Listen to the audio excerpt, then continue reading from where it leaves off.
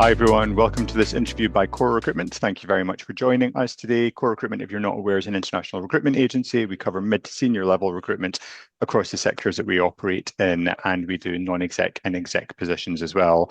Now, we're recording this interview series to inject some positivity into the marketplace and also to share some inspirational stories from characters, entrepreneurs, industry bodies who we find really interesting. And we're really lucky to be joined today by Chris from Red Hospitality, who's going to be giving us a little bit of insights to his business. Hi, Chris. How are you?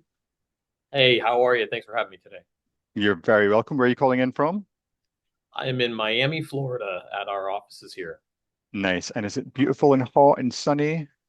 It is beautiful and sunny. Don't I try not to tell that to too many people because more people will move here. So it's terrible. Don't come to Miami. It's not the place for you. I mean, it must be, it's so expensive in the restaurants there. There's not enough hotels anyway. I mean, like it's everyone's migrating there, right? It's a new New York, right? It's crazy. Yeah, it's in some regard it's very exciting. Honestly, the city is I think probably, we moved our headquarters here about 2 years ago, 2.5 years ago, on the backside of COVID with some of the recruiting. We do business kind of regionally in the Caribbean and globally in some other places. And it was a real struggle to recruit top talent. We also have a pretty strong in office culture at Red. So, if we were going to force people to work in the office and work as a team, we had to put it in a place where they wanted to be and could kind of balance that out. It's really helped us over the last year or so, building our team members. And it's such an easy place to travel to, the best of everything at your fingertips. And I think, whether it be hospitality, financial services, investment banking, the sky's the limit. It seems like more and more companies are moving here rapidly. Love that. You certainly didn't sell Miami at all, Chris, at all. So for those who don't know, can you just give us a little bit of an overview of Red and what you guys do, what you cover? Yeah. So RED, Hospitality and Leisure. RED is an acronym. So R is resort, E is ecotourism, and D is destination services. Hospitality and Leisure is our company. So what RED is an experiential resort services, water sports, and excursion provider. And we provide services to our resort partners, whether that be luxury resorts, where we outsource certain parts of their resort. So, for example, beach services or concierge services, pool decks, etc., uh, as well as the external activities for that resort. So think of us as the on-property concierge. We're the ones that are kind of focused on making sure that the guests are having a great time and trying to, deliver those experiences on products and brands that we actually own and control at Red. So Red itself is not a consumer-facing brand, but we have 9 different water sports and excursion companies around the world. Ali'i Nui in Maui, Hawaii, Cruise Bay Water Sports in the Virgin Islands and British Virgin Islands, Lady Grace Catamarans and Caicos Luxury Adventures in Turks and Caicos. We have Sebago Water Sports in Key West, and a couple other subsidiary brands for transportation and other services as well. We also have recently, in the last year or so, expanded to provide services across the major cruise lines by providing similar experiences, primarily ocean and water-based experiences to most of the major cruise lines globally also. Amazing. Now, working in those locations, the Caribbean, etc., it sounds like a dream.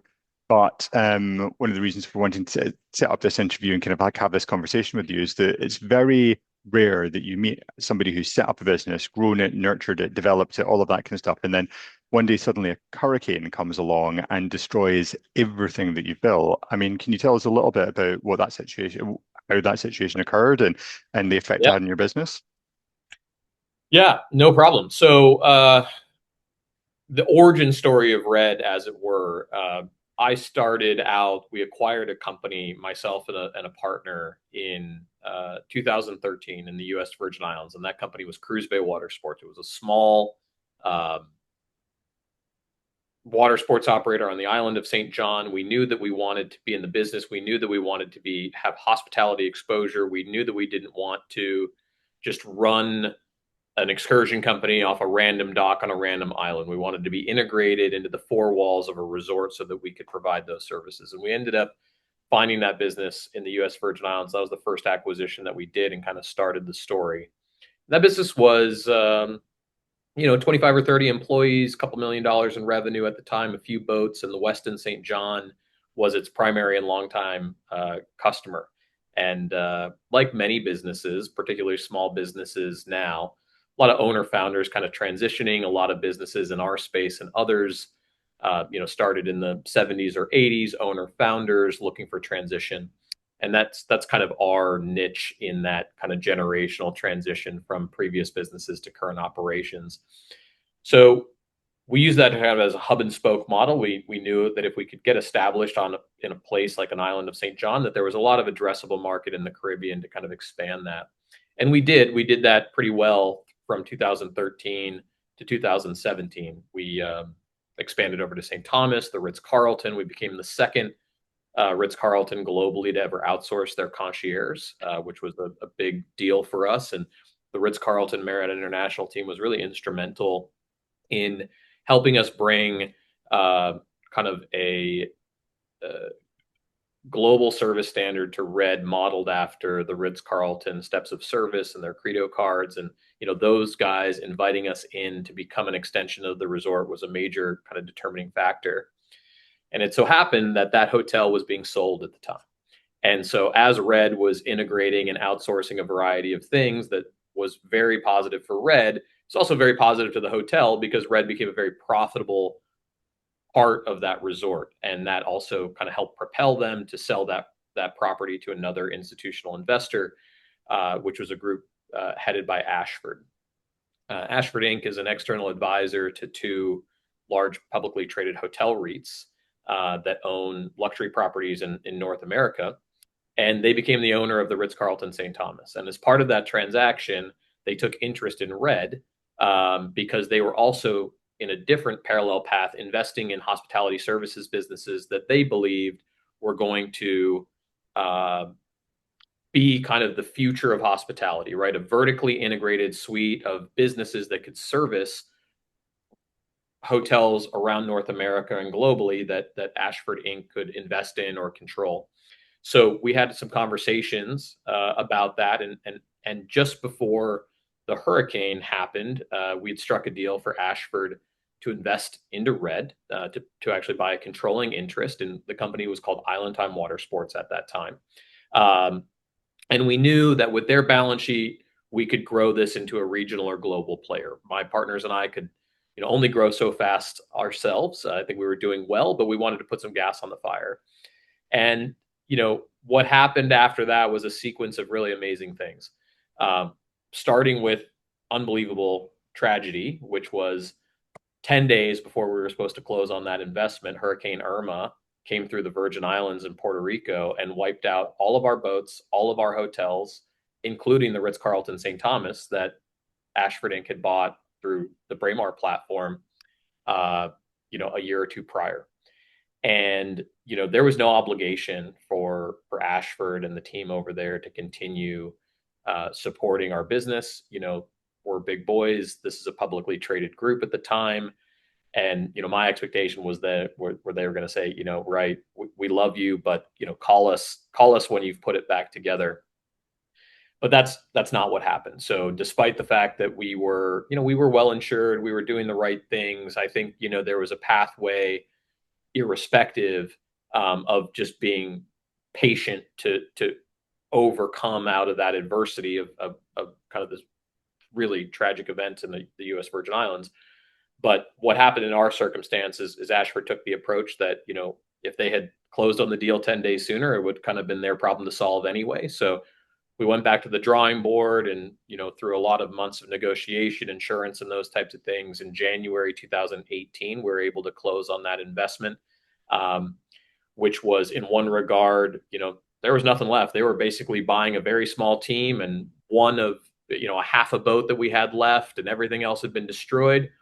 But like you see in many other environments, whether it be natural disasters, COVID, economic downturns, when you have a disruption in a market, particularly in a market with high barriers to entry, like Caribbean hotels and water sports, becomes an opportunity, right? And if you can hang around the hoop and, get lean and be strategic. And obviously it helps to have a little bit of money on your balance sheet to make those opportunistic investments as you do. That really gave us the opportunity to really come out of that with more market share than we went into it. And so in one regard, the hurricane was one of the most devastating, violent things that's ever happened in my life. But in another regard, it really gave us the opportunity to dramatically transform and rethink how we were operating Red and emerge from that, 15 or 18 months later, to really think about how we can grow regionally and get into other lines of business. That's what propelled us into the ferry business. Ground transportation allowed us to buy or expand into kind of the vacuum that was created in that natural disaster. And as things came together, we were there to kind of fill the gap. And as supply or as demand increased, we were able to kind of scale the business back. And from really 2019, the business was almost out of business for 15 or 18 months. It was just me and a couple people, getting paid just enough to keep the lights on. And Ashford was very generous to make sure that they were supporting us with anything that we needed. And then we hit the ground running once the hotels reopened and did all of their putbacks. We were able to line those things up with brand new best in class assets and experiences. And we've been fortunate to be very successful ever since then.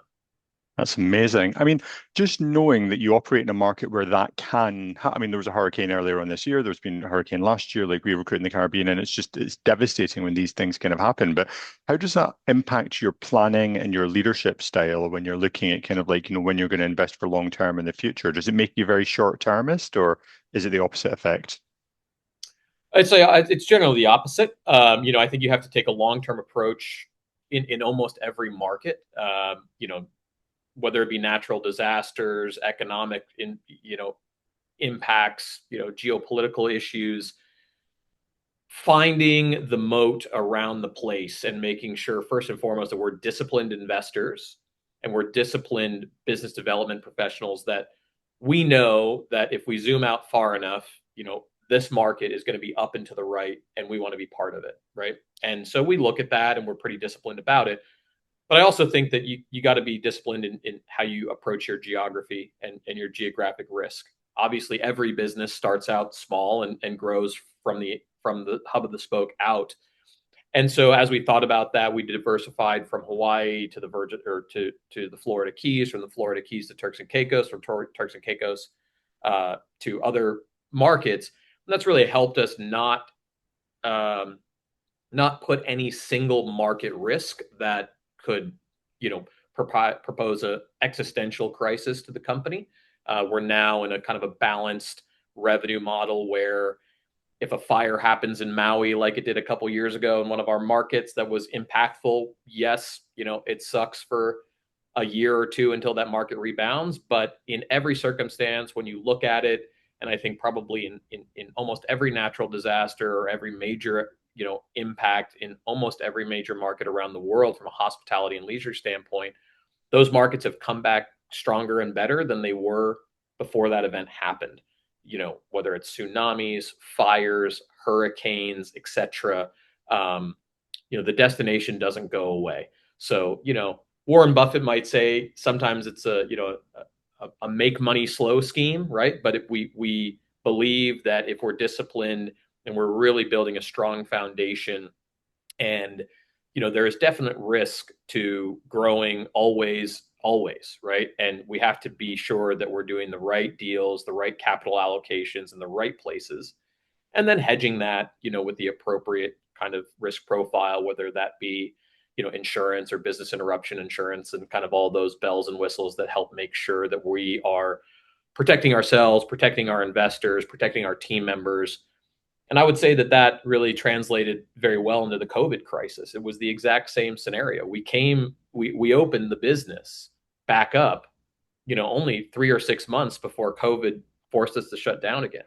So we knew what zero looked like. We were very comfortable operating lean and mean and with no revenue, but COVID shut down many of our markets. And the minute that those markets started relaxing those restrictions, we had some of the biggest and best years of the history of the company, probably for all time, because again, we're able to weather that short-term impact for that long-term demand. So, I think my advice to most entrepreneurs and executives is, they do say, location matters, right? And that is the most important thing. What is the competitive moat?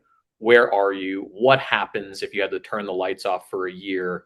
But if you think about it that way, I'm a very downside risk manager. So first rule in my book is, never run out of money, right? So we want to be conservative in that rate in that regard, but it just allows us through attrition to, I think, come out on top, and that's proved to be a very strong recipe for success for us so far. Nice, nice. Thanks for that, Chris. Now, just to give an idea in terms of like the scale at which you guys operate, it's kind of like you serve 500,000, 500,000 customers every single year across the Caribbean. And some of the locations, although stunning, that you operate within are incredibly remote. So I can Yeah. imagine when it comes to team, when it comes to healthcare, when it comes to, and some of these are water sports, right? So I mean, sometimes I imagine health and safety is brilliant, but I mean, like, the world's the world and all of that kind of stuff as well. So can you tell us about some of the challenges that you face operating a business like that? Well, I don't know if we have enough time in this interview to go through all. They are many. I think my first advice, you have to have a sense of humor, right? Like you will never be shocked what comes across my cell phone or my team's cell phone on a daily basis in the markets that we do business in. And I think that that's really a cultural thing and principle that we instill in our team members, and the thing that we look for as we recruit, right? What sets Red apart in these markets and different from most small businesses, irrespective of whether it's a Red or another, you know, our typical competitor, while very good, these are close family held businesses, generally long established, kind of, institutionalized in their market. They're very fragmented. Um, they don't have the professional management background, balance sheet, risk management, um, capital deployment, asset management, supply chain management that Red has. So in one regard, we know that we can execute from a systems and processes better than any local competitor. But that's really only probably less than 50% of the problem. The real magic is trying to run what is now growing to be a bigger business, like a small business in those markets, right? And assimilate ourselves and our team culturally into the place where we're operating in. And if you're not a good cultural fit for the market, if you fight against kind of the natural, uh, many people, island time, as it were, in the Caribbean and that kind of stuff, we don't have to change the world, right? We just have to be slightly better, because oftentimes in some of these markets, the barriers are so huge that it can be exhausting. And if you don't have a team that really loves it there, wants to be there, wants to make it a better place, wants to make our team a better group, training, development, compliance. Um, these are all areas that anything that I say or anything that my senior executive leadership team says all sounds great on paper, but the real magic happens face to face, hand to hand combat with our customers and our associates every single day. We got to show up for those guys. We can't manage these businesses from behind a computer screen or by sending down an SOP. These are experiential businesses, and our mission statement at Red is exceptional experiences by exceptional people. And that's really what we want to focus on. And so, in one regard, these markets, extremely fractionalized in the Caribbean, different principalities, countries, states, rules, regulations, is incredibly convoluted and frustrating, and sometimes up for lots of interpretation depending on where you're thinking about doing business.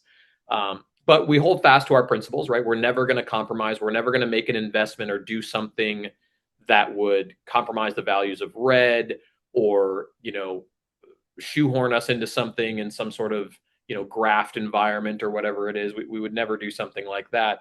But we do have to, at the same time, recognize that we are um, privileged to be able to do business in those countries. Whether or not we're successful to do business in those places is on us, but it's the people of the Turks and Caicos or of Hawaii or of Key West or of Virgin Islands or wherever we do business that are giving us the opportunity to be there. And I think if you don't come with a deep respect for that, it can really hurt you in the long term. Um, in the on the other hand, as well, those barriers and those difficulties are a definite differentiator, and it helps us scale because we do enjoy solving those problems. We do enjoy attacking the hard problem, not the easy problem. And it's a piece of advice that I would give to anybody. Doesn't matter if you're starting out today or whether you're an established CEO of a company bigger than mine. Focus on solving the hard problems. Do the hard thing. Go to Mars, not to the moon. It makes a difference in the way that you're building your team and your culture. And it will also make the difference to where you find yourself in the future relative to your comp set. Elon Musk and SpaceX might be the only people ever to get to Mars. And if they are to do that, then they will have that market cornered for however many generations it takes for the next person to get there. So sometimes, in some regard, these little places in the world, whether it be an island or a small mountain town or a different country, those are the places that you need to plant your flag and build the moat because they're the places that are hard to get to, hard to live in, hard to be successful in. But if you can solve for those problems with your team and your product, you're likely going to have long-term success and low downside risk. It's really, really great philosophy. Now, every customer at the moment across everything is looking for an experience or for their rockstar Instagram moment. Obviously, with you guys, kind of like I imagine that the demographic that you're serving is upper, kind of like in terms of like the majority of the clientele you look after. How are you keeping up with that demand, and what trends are you seeing at the moment in your customer base? Yeah, I would somewhat disagree. Red does provide experiences from kind of low to middle to luxury or ultra luxury. But I think that there's a misnomer in the marketplace of what typical leaders would look like as far as a demographic goes, right? And that's where we focus on the experience itself and delivering at the appropriate price, not how, whether it's luxury or whether it's not luxury, is not so much the important thing. I'll give you an example. Um, I could send you on a boat in the Virgin Islands to a beach in the middle of nowhere with your son or daughter, and you could go play, football and grill a hot dog and drink a cheap beer and a rum punch. And to you, that experience might be priceless. It probably Mm, is priceless. Um, but I could also do the same thing, and I could put you on a private jet to send you to a private helicopter to send you to a volcano that you could never be to, right? So there's definitely an appetite for that from an upper, low to upscale. But I think the most important thing is to not find yourself subjected to kind of the group think of like, well, only a luxury demographic of people will buy this luxury experience. There are people, many people across all of our brands. Some of them have substantial means and some of them do not. But they're on that trip, whether it's the last $500 that they've saved all year to have a once in a lifetime trip for a birthday or a celebration, or whether it's a customer that travels, 30 weeks a year and patronizes the best hotels in the world. It's not about how much money they have to spend. It's about the quality of experience that you can offer them when they're there. And our competition in our markets is not just what a customer, what other boating company, for example, can a customer go on. It is what other thing, period, in a market could you spend your time or money doing versus spending your time or money doing with us. And so our experience in some places, yes, we have very high-end luxury experiences in places like Maui and Turks and Caicos and that kind of stuff. But we also have, $39 snorkel sales in Key West. And so we take a lot of pride in representing the best experience for the place that we're doing that market, or where we're delivering those services, and kind of bringing those experiences across the band from, good, better, best. And I think that it's unbelievable to me that a guest can come on, and it can be a 25-year-old couple newly married that doesn't have, this is, they're spending their last money dollar on their credit cards, going into debt, and they are sitting next to a multimillionaire having the exact same experience, and you'd never know the difference. So that's kind of how we think about it, right? Is we try to be objective to say, I want to give our customers objectively the best thing that they can do. What is that Christmas card moment that we can deliver to that customer when they're in our place? There are so many things to do, but will they choose to spend either, whatever percentage of their discretionary income is up to them. But if we can build a value proposition, if we can show them that spending the money on our experiences through satisfaction guarantees, through the product, through reviews, through kind of the brands that we're building, we can give them the confidence that whether it represents a lot of money to a customer or a little bit of money to a customer, it's value well spent. Really good answer. And just coming back to the trend point in terms of the actual activities that people are doing Yeah. and what you're kind of seeing, what about that area? Yeah, I mean, look, at a macro level, both in the hospitality space and in the experiences space, certainly there is very, very clear demand driven into one of a kind, or different and unique experiences, whether that be different and unique lodging experiences, or different and unique destinations, or different and unique excursions or experiences to happen there.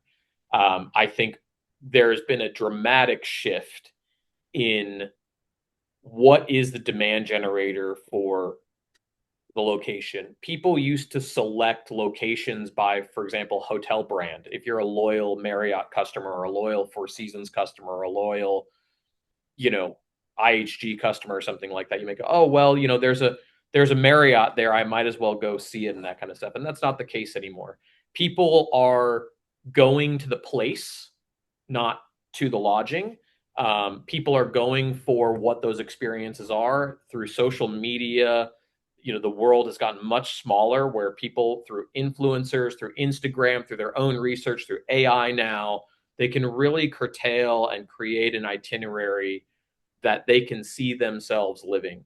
And so, we see dramatic, the center of gravity has certainly shifted towards those more, I wouldn't say exotic locations, but more experiential destinations. So where you see, for example, in the United States and North America, drive to markets are suffering more than fly to markets. And that's not because people don't want to drive. They're just choosing to spend the time and money to fly somewhere different, rather than to get in the car and drive that 5-hour trip. People aren't going to Disneyland as much as they're going to Disney Cruise Lines. People are not going to, you know, a market in the panhandle of Florida that they could easily drive to from Texas previously. They're choosing to get on a plane, or even take a larger drive to Key West, to try to get that experience. It's a little bit more unique and different, and something, honestly, that they can share. There's a lot of social Yeah. pressure and expectations to be able to capture and do the best thing available, right? And share that with your friends and family. So that's why we think, that experiential travel demographic, people have talked about it for a long time, certainly as long as I've been in business. And it hasn't really been since the post-COVID era that I think the larger institutions, private equity, and others have really sounded the alarm that, that boat was missed by a lot of people for a long time. And so the demand from investment into some of those experiences and locations is outpacing, a lot of other sectors right now. Well, and Chris, just in terms of your own background, kind of like from what got you into hospitality initially? Were you always in this space? No, I grew up in the space. I'm from Hawaii originally. I grew up in Maui, and my family had a business actually similar to Red, well, similar to a small part of Red as far as they were in the ocean recreation management business. My dad had sailing catamarans and beach concessions when I was growing up, and it was a wonderful company and a wonderful upbringing. Um, that business, since dissolved and has never been part of the Red story.